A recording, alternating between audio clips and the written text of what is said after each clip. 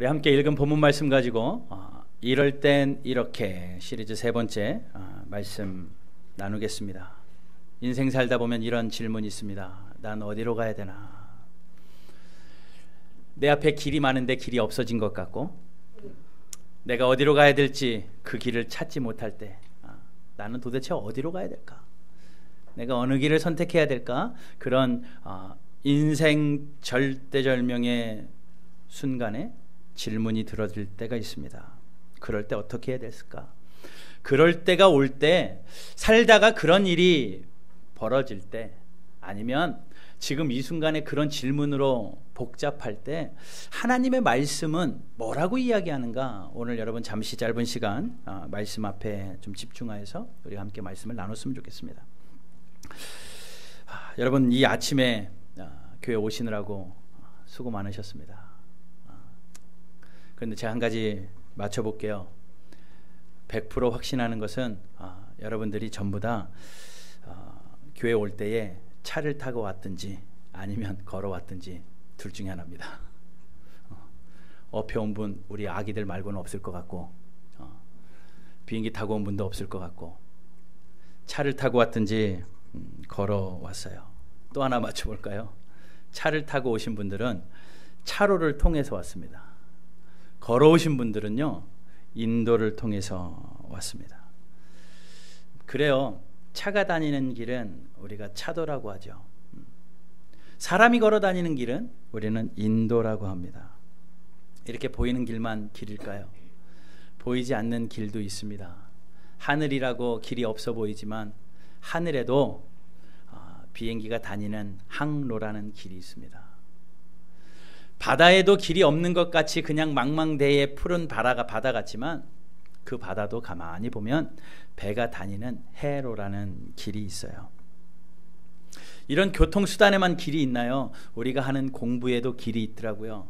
수학을 잘하기 위하여 수학의 길은 우리가 공식이라는 길이 있고, 언어를 잘하기 위해서 국어나 영어나 언어를 잘하기 위해서 그 언어에도 길이 있는데 그걸 우리는 문법이라고 하더라고요. 운동에도 길이 있습니다. 무도라고 하죠. 각각에는 다 길이 있는 것 같아요.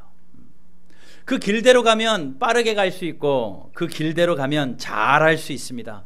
그런데 길을 알지 못하면요, 얼마나 방황하는데요. 우리 인생도 길이 있어요.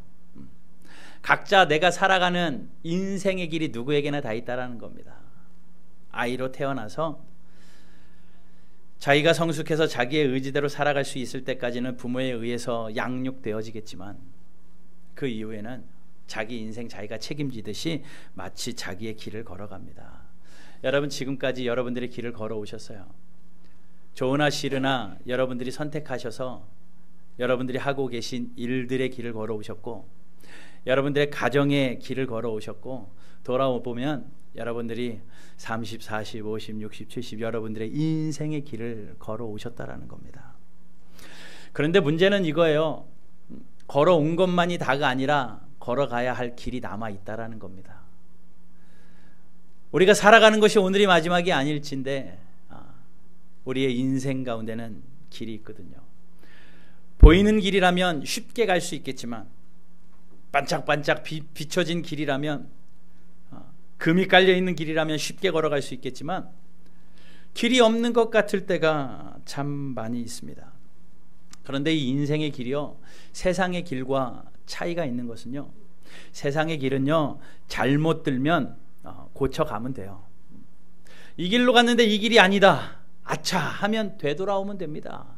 잠시 시간은 낭비되고 물질은 소요될 수 있을지 몰라도 세상의 길 잘못 가면 되돌아가면 되고요, 잘못 가면 돌아가면 돼요. 그런데 인생의 길은요, 잘못 가면 큰 낭패입니다.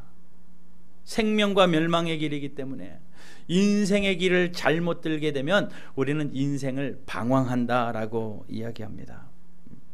그러니 우리가 방황하는 인생으로 살지 않기 위해서는 지금까지야 그렇다 치고 남은 우리의 인생이 방황하지 않는 인생, 우리 앞에 수많은 갈래갈래 갈림길이 있을 때에 어느 길이 내가 가야 할 길인지 정확하게 알아서 실수하지 않고 실패하지 않고 낭패당하지 않는 그 길을 걸어가는 방법은 없을까? 우리 젊은 청년들은 진로의 길 앞에서 내가 이 진로를 선택할까, 이 진로를 선택할까? 배우자 선택에도 마찬가지입니다.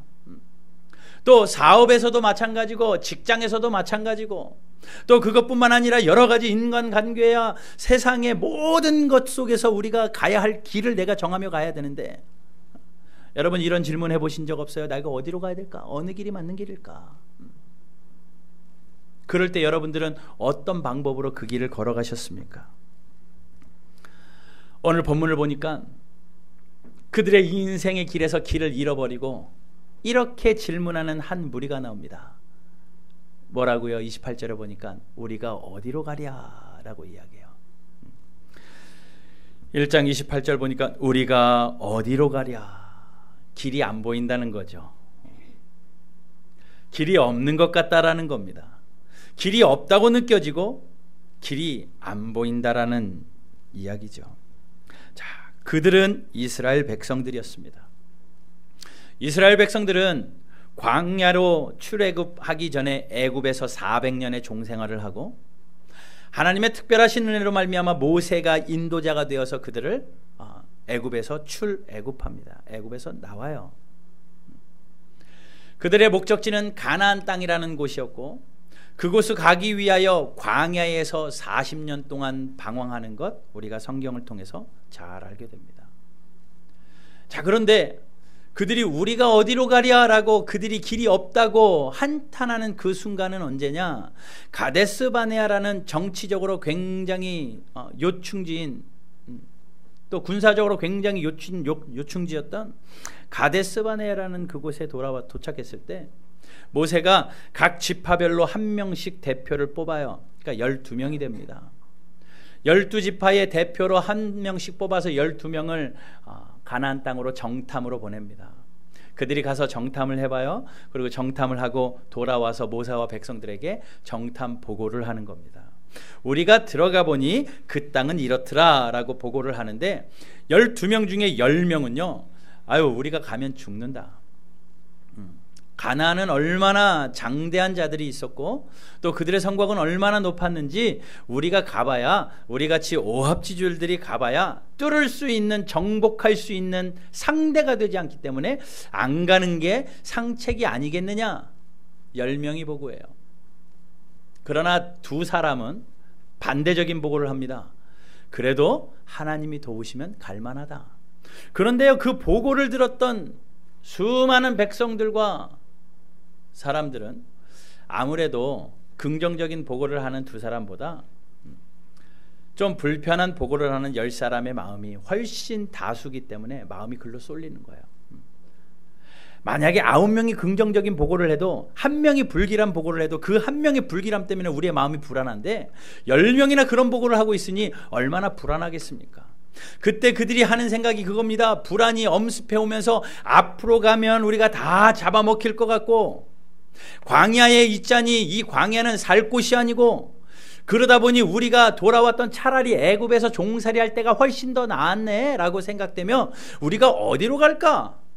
앞으로 갈까? 뒤로 갈까? 옆으로 갈까? 우리가 어디로 가랴? 라고 방황하는 그러한 순간에 그들이 놓여졌어요. 어느 길이 정말 길인지 어디로 가야 할지 모르더라는 겁니다. 자, 그러면 우리가 여기서 먼저 좀 생각할 것은요, 우리가 살다가 길이 없다고 느껴질 때가 있고 길이 없다고 느껴질 때가 있습니다. 어느 길이 진짜 길인지 내가 선택하기 굉장히 어려운, 난 어디로 가야 되나, 우리는 어디로 갈까 느껴지는 그때의 우리의 상태는 뭐냐면요, 길이 없어서 없다고 느껴지는 게 아니라 어느 길이 진짜 길인지 결정하지 못하기 때문에 우리가 어디로 가랴라고 방황하는 거예요. 그러니 여러분, 우리가 인생의 길에서 내가 어디로 가야 되지? 그런 질문이 올 때요, 길이 없어서 어디로 가지가 아니라 길이 너무 많아서 어디로 가지라는 질문이 오더라는 겁니다. 앞으로 가야 될지 뒤로 가야 될지, 이 사람과 함께 가야 될지 저 사람과 함께 가야 될지, 그 길을 모르기 때문에, 어느 길이 진짜 길이고 어느 길이 가장 안전한 길이고 어느 길이 참 길인지 모르기 때문에 그런 질문이 나오더라는 거예요. 여러분, 요즘에 차를 타고 가다 보면 내비게이션이 얼마나 잘 돼 있는지요. 우리 실시간으로 핸드폰으로 내비게이션이 나타나기 전까지만 해도 차에 내비게이션 하나씩은 다 달려 있었죠. 그런데 그것의 단점이요, 이렇게 끊기면 통신이 끊기면 길을 잃어버리고, 또 그냥 길이 있다고 알려주지만 자연재해를 알려주지 않다 보니까 우리 미국에서 그 내비게이션 따라가다가 고립돼서 죽은 사람의 이야기도 알고 있잖아요. 그래서 이제 요즘에는 실시간으로 나와서 여기는 길 막히니 절로 가시오, 여기 공사 중이니 절로 가시오, 실시간으로 굉장히 잘 알려주더라고요. 그래서 핸드폰을 딱 켜놓고 그리고 출발을 하죠. 그랬더니 참 우리가 더 단순해지는 것 같아요. 예전에는 내비 없어도 다 찾아다녔는데 이제는 내비 없으면 아무 데도 못 가겠더라고요. 그런데 그것을 너무 의지하다 보니까 결정적인 순간에요, 좌회전 우회전 좌회전에 굉장히 갈림길이 많아서 결정적인 순간에 핸드폰 보고 열심히 가고 있는데 전화가 와요. 띠리리 전화가 오면요, 얼마나 당황스러운데요. 이제 우회전 좌회전 해야 되는데 전화가 오면 어떻게 해야 될지, 내가 어디로 가야 될지, 길이 없어서가 아니라 어디가 진짜 길인지 모르기 때문에 길이 없다고 느껴져 버리는 겁니다. 여러분, 이 땅에서야 그거 한번 실수하면 잘못 가면 돌아가면 돼요. 그러나 인생의 길에서는 그렇게 되면 안 되죠. 그러니 여러분, 그렇게 길이 없다고 느껴질 때, 여러분들 앞에 수많은 길이 펼쳐질 때 가장 안전한 방법 한 가지 말씀드립니다. 주님과 가장 가까운 길로 가시면 돼요. 여러분들의 길들을 하나님의 말씀의 자에 대보십시오.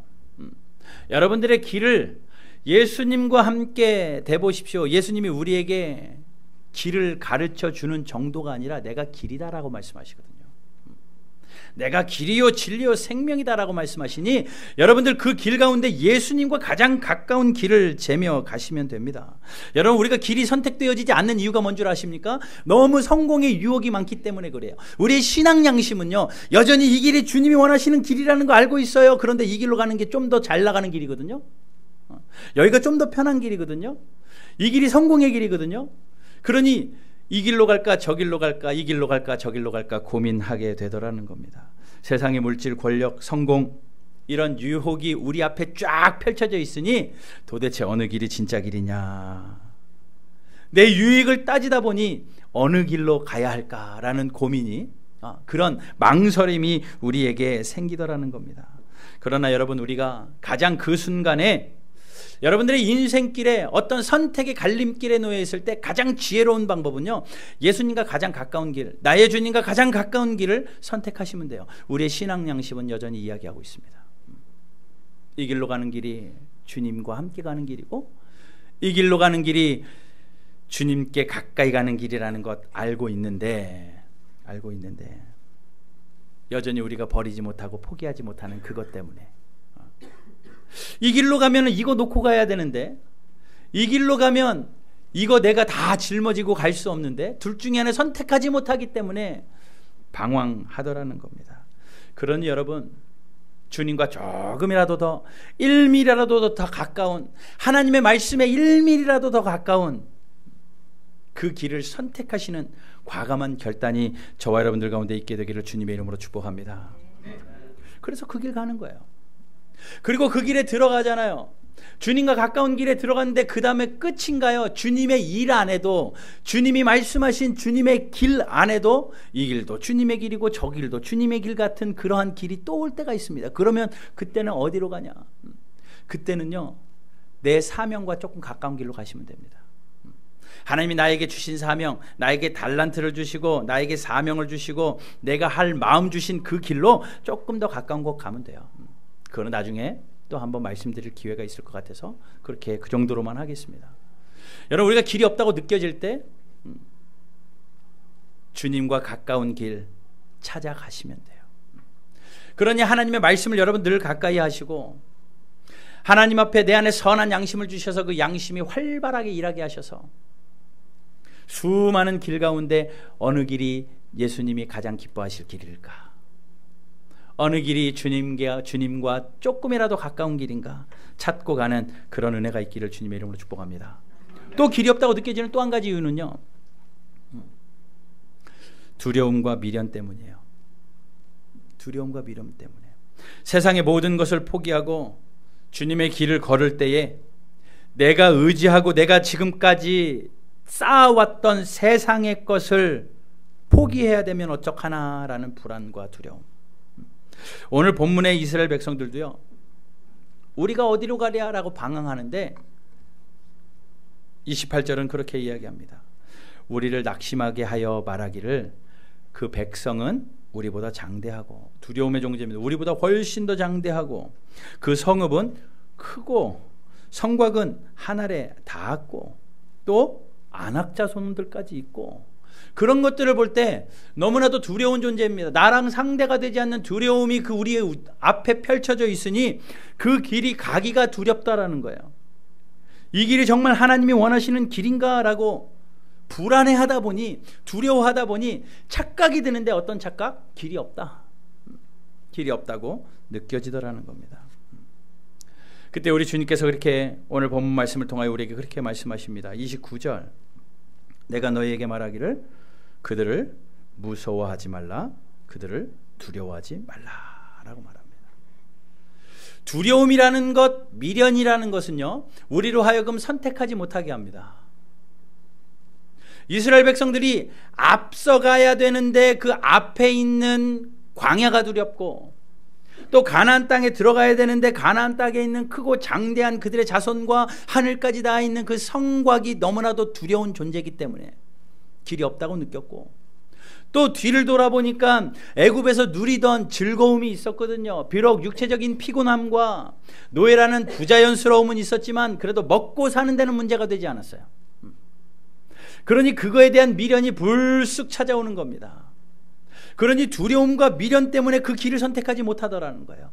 여러분, 여러분들의 삶에서 인생의 길에서 방황할 때에 선택하지 못하는 이유를 가만히 생각해 보면요, 내가 가야 되는데 그 길이 잘 될까? 그 두려움 때문에 선택하지 못합니다. 또 내가 지금 누리고 있는 것 놓고 가야 된다면 이것 과연 내가 버릴 수 있을까? 이 미련 때문에 길이 없다고 느껴지더라는 거예요. 그런 여러분, 두려움과 미련은 우리가 우리의 인생의 길에서 선택하는데 굉장한 장애물이라는 겁니다. 과감하게 주의 길을 가다가도 미련이 남을 때가 있잖아요. 그러나 여러분, 꼭 기억하십시오. 우리가 두려움과 미련으로 우리가 불안해할 때에 성경은 그렇게 이야기합니다. 29절 같이 한번 읽어볼게요. 29절 읽어보겠습니다. 시작.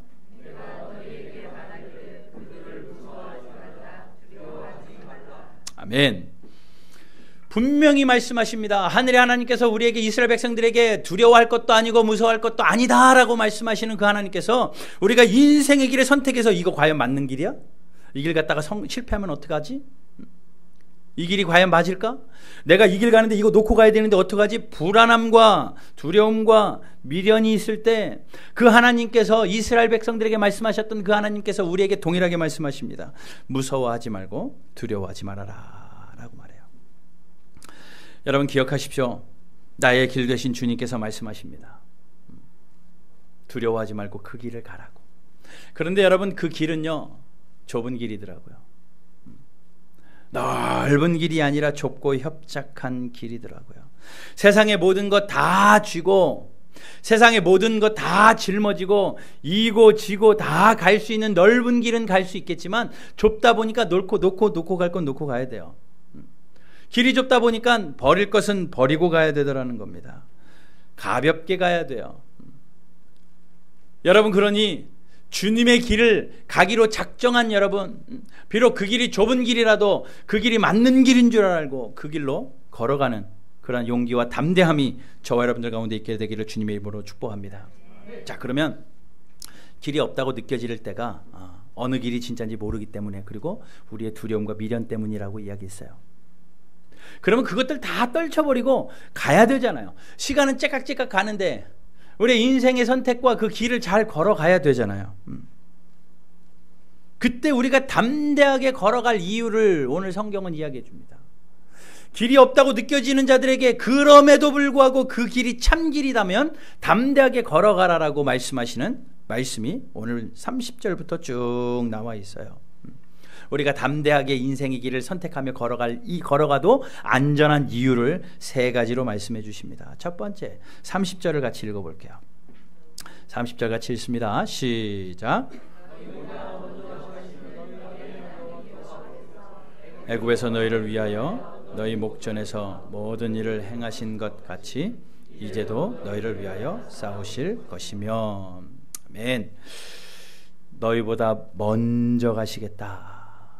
그리고 너희를 위하여 먼저 싸워주시겠다라고 이야기합니다. 우리 보고 길을 가래요. 이스라엘 백성들에게 그 길을 가래요. 두렵고 미련이 있어서 우리가 어디로 가랴라고 방황하는 그들에게 하나님께서 말씀하십니다. 가라. 담대함으로 가라. 내가 약속한 약속의 길이니 그 길을 가라 라고 말씀하시면서 두 가지를 약속하시고 먼저 가겠다. 그리고 대신 싸워주겠다. 우리가 길을 가면 우리보다 먼저 앞서 가시면서 우리의 적들을 대신 싸워주시겠다라고 약속합니다. 여러분, 우리가 두려움 버리고 미련 버리고 인생의 길 가운데 주님과 조금이라도 가까운 길 선택하고 내 사명과 조금이라도 가까운 길 선택하고 과감하게 그 길 걸어가면 우리의 인생의 길이 어떻게 되는 줄 아십니까? 나보다 주님이 앞서가시기 시작을 해요. 내 앞길을 예비해 주신다라는 겁니다. 누가요? 하늘에 계신 하나님이요. 천지를 지으신 하나님이요. 우리의 생사화복을 주관하시는 하나님이 우리의 길을 인도해 주시겠다라고 이야기합니다. 그러면 우리의 인생은요, 하나님의 눈앞에 있게 되는 거예요. 잠언 5장 21절입니다. 잠언 5장 21절. 한번 같이 읽어볼게요. 시작. 대저 사람의 길은 여호와의 눈앞에 있나니 그가 그 사람의 모든 길을 평탄하게 하시느니라. 우리의 길이 내가 하나님의 말씀 붙들고 과감하게 용감하게 두려움과 미련을 버리고 주님과 조금이라도 가까운 길을 선택하고 가면 우리의 길이, 우리의 인생의 길이 하나님 눈 앞에 있게 된대요. 하나님이 쳐다보시겠다라는 겁니다. 그리고 앞서가시면서 우리의 모든 길을 어떻게 하시겠다고요? 평탄케 하신대요. 인생의 길이 굽어졌으면 하나님께서 직진도로로 만들어 주실 거고, 우리의 길이 비포장이었다면 앞서가시면서 포장해 주실 것이고, 우리의 길이 앞에 큰 산이 가로막고 있다면 하나님이 산을 깎아서라도 평지를 만드실 것이고, 우리의 길에 움푹한 그런 웅덩이가 있다면 하나님이 메꿔서라도 평탄하게 만들어 주시겠다, 평탄하게 만들어 주시겠다라고 약속합니다. 여러분, 혹시 평탄하지 않더라도 하나님이 나와 함께 가시면 돌아가더라도 돌아갈 힘 우리에게 주실걸요. 산이 깎아지지 않았어도 하나님이 나와 함께 가시면 산 충분히 넘어갈 수 있는 힘 공급하실걸요. 웅덩이가 빠져서 내가 그 길 갈까 말까 해도 하나님이 평탄하게 혹하시지 않더라도 우리로 하여금 점프해가지고 뛰어넘을 힘 주실걸요. 그러니 두려움이 없습니다. 못할 것 같으면 하나님이 평탄하게 하실 것이고, 할 수 있거든 우리에게 힘 주실 겁니다. 두려워하지 마시고 나보다 앞서가시는 주님을 따라가는 저와 여러분들 되기를 주님의 이름으로 축복합니다. 그러면 우리가 그 길 가면요, 실패하지 않아요. 길을 잃어버릴 염려도 없고 실족할 염려도 없습니다. 잠언 4장 11절과 12절 말씀 같이 보겠습니다. 11절 한번 읽어볼게요. 시작. 내가 지혜로운 길을 내게 가르쳤으며 정직한 길로 너를 인도하였은즉. 12절 시작. 다닐 때에 내 걸음이 곤고하지 아니하겠고 달려갈 때에 실족하지 아니하겠고. 하나님이 우리의 길을 인도하시고 정직한 길로 우리의 길을 인도하실 때에 우리가 그 길을 갈 때 곤고하지 않습니다. 피곤하지 않습니다. 길을 잃어버릴 염려가 없어요. 하나님의 말씀의 약속입니다. 제가 하는 말씀이 아니라 하나님이 우리에게 하신 약속. 그러니 여러분들의 인생의 길에서 내가 어디로 가야 하랴라고 고민이 되어질 때에 과감하게 주님과 조금이라도 가까운 곳 찾고 미련 버리고 두려움 버리고 과감하게 가시면 하나님이 앞서 가시면서 대신 싸워주시고 평탄하게 하시고 실족하게 하지 아니하시는 하나님이 나의 하나님이니 우리의 인생은 가장 안전한 줄로 믿습니다. 또 우리가 과감하게 가야 될 두 번째 이유는요, 31절에 나와요. 31절 같이 읽어보겠습니다. 31절이요. 시작.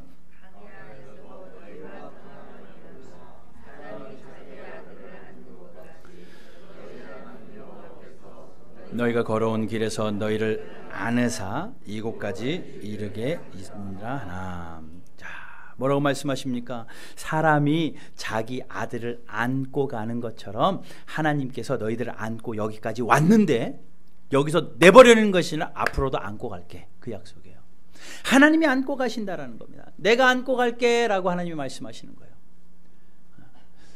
여러분, 그런 아버지들이 있습니다.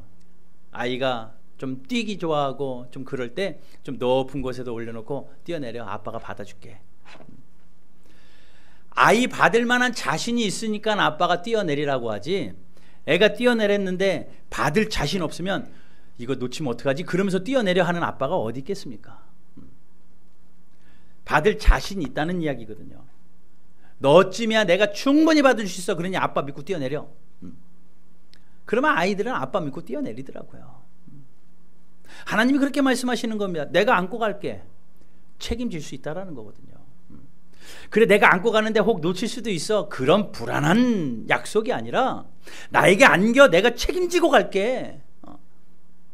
그러면 이 약속을 믿는다면 하나님께 안기면 그것이 가장 안전하다라는 거예요.